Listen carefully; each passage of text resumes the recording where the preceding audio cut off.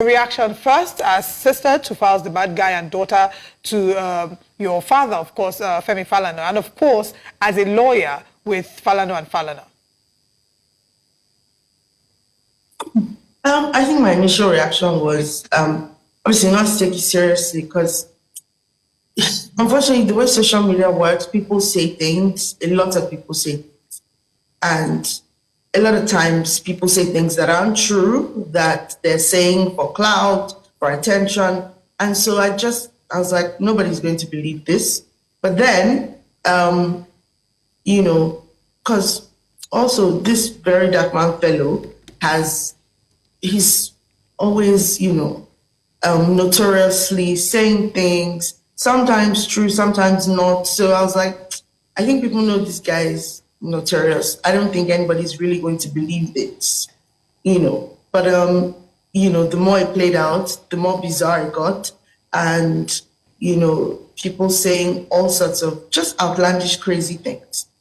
And you know, the questions that I had for people, it's not rocket science, right? This person claiming that, first of all, what was on the voice note that VeryDarkMan was playing and what he was saying and insinuating are different things. Because the supposed audio recording that obviously was illegally obtained by the way, you know, Bobrisky obviously asking this person for money, saying that, oh, I need so and so amount of money because I've been told that, you know, the only way to get out of this ruckus is to get a presidential pardon. Before I go on, I need to state categorically that you don't need to pay any presidential pardon. Pardons can be applied for. You don't even have to be a lawyer to apply for a pardon. By the way, anybody can apply to the president for a pardon. It's not something you need to pay money for. But we know because, again, Bobrisky released a list of people he called to ask for money. So we know that he called several people to ask for money. You know, he told them he told some people he needed money to stay in a more, the VIP portion of the prison. Obviously, he's telling this person on the, you know, recording that, oh, I need the money to pay the Ministry of Justice so that my case can be fast-tracked to get my presidential pardon. So now to go from that to what VeryDarkMan was saying, which is that, oh, the money that was paid was to Femi Falana, and that Falz was the one who helped Bobrisky speak to Femi Falana and ask for that money for the presidential pardon. We're now talking about completely different scenarios here. And then he takes it as far as saying that, oh, are Falz and Bobrisky involved? Are they lovers? We're just veering completely off track. Now back to the recording. You know, if we're saying we're looking at what was on that recording, there's an allegation that, you know, EFCC took money to reduce your charge. Then there's the allegation that you were going to pay somebody in the Ministry of Justice to make sure that your application for the presidential pardon is fast-tracked. And then we're now talking about what VeryDarkMan said, which is that, oh, Falz reached out to Bobrisky, helped him organize this and this and that.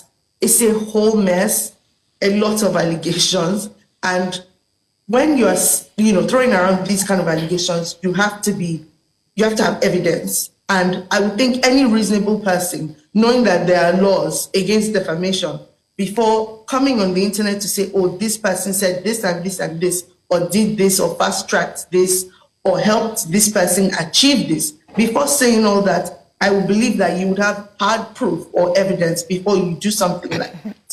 But of course, not everybody thinks things through before they do them right. So now, I mean, as you know, both Falz and, you know, my dad have come out to say, first, my dad has said, I never spoke to Bobrisky. I have never spoken to Bobrisky. I I barely know who Bobrisky is. I just know that he's some social media personality that you people are talking about. I have no idea who Bobrisky is. I never spoke to him. Nobody, spoke to him on my behalf. Not by proxy, not directly. No communication with this guy. Secondly, Fal said, I heard from Bobrisky, but it was to ask for 3 million naira from me to be placed in the VIP section of prison. I had no idea that Bobrisky was trying to pay for a presidential pardon. He never discussed that with me. So you see that where, the issues are completely different.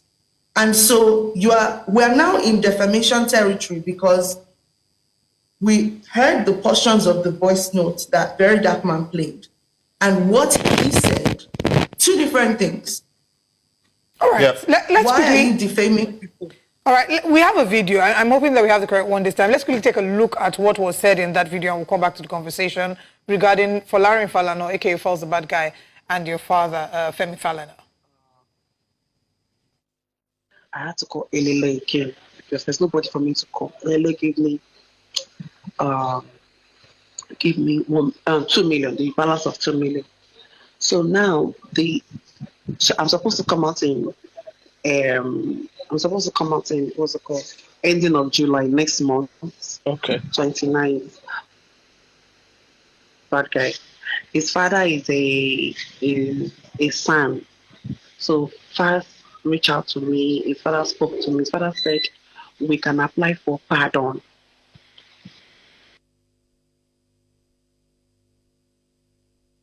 This is not really the full video. I remember that at some point he had said something in line with asking, why Falz was in a way maybe supporting him and saying something in the line of Falz's song.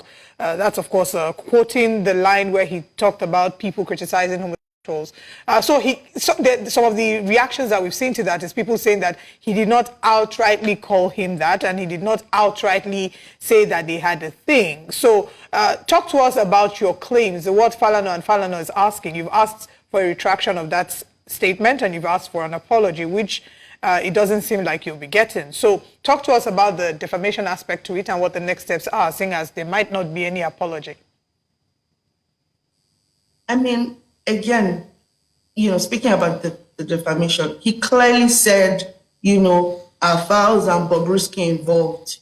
We don't have all day to dissect the video, but if anybody has time, go on the internet, the video is there. He said at some point in the video, are Falz and Bobrisky involved? And then he quoted the portion of Falz's song where Falz talks about persecuting homosexual people. And he said, oh, is this why you released that song? What are Falz and Bobrisky doing together? Are they involved? So there's no confusion as to whether he insinuated that or not. Now, we wrote him, gave him the opportunity to retract the statement and apologize. Instead of apologizing, he came back online, did a video saying, I did not, I could never insult,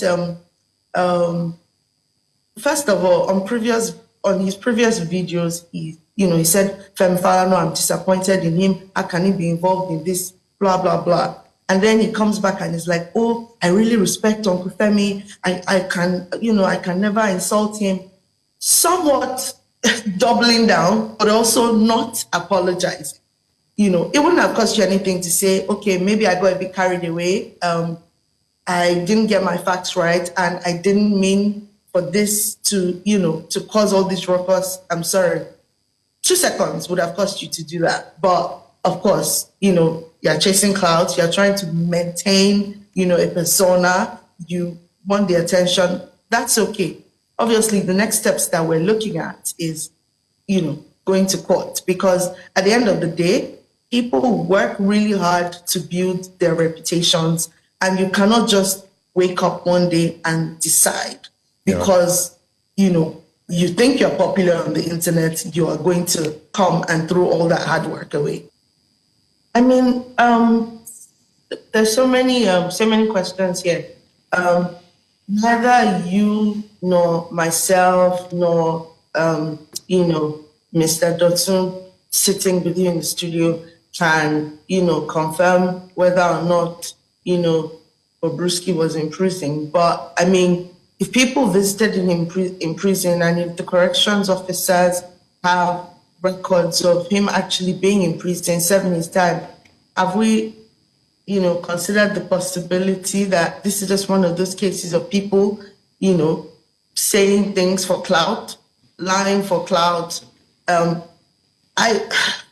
almost certain that all the things he said on that call, assuming, again, we can't even, verify whether, that phone call happened or didn't happen, right?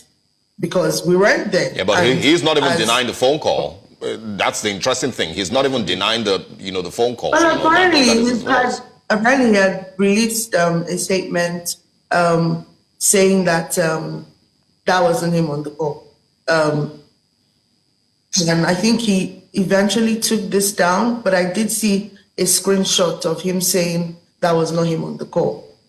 But even if it was him on the call, he was on that call to ask for money.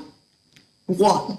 Two, we know how these characters, especially these social media characters, we know how some of them can be. They say things that are not true. They say things because they are trying to, get a certain response from you. They say things because they want you to do something for them. He was obviously, trying to paint a picture of, these people are helping me with this, so give me this amount of money. He published a whole list of the people that he got money from when he was in prison, because he was calling, I bet you that he probably did not call less than 100 people. He was calling people, and I spoke to a few people who said, oh yeah, he called me, said he needed money, legal assistance, this, help to maintain himself in prison, that, and some people sent him money. So I'm sure he was on that call to get money. And I'm sure some of the things that were said on that call, I know for a fact that some of the stuff said on that call are just not true. For example, at no point did Falz speak to his father about Bobrisky or a pardon. It just didn't happen. Yeah. So but also for Falakemi, one of the things that was a little confusing was, who initiated the call. Was it Falz or Folarin rather who initiated the call, or was it, Idris Okuneye? No, Bobrisky reached out to Falz saying that I would like to speak to you. I need help. Okay. And he assumed he needed legal assistance or something, So he said, okay, how can I help you? Like, what's going on? I think he called, Bobrisky then called because he must have sent a message saying, oh, please, I need to talk to you. I'm trying to reach you or whatever.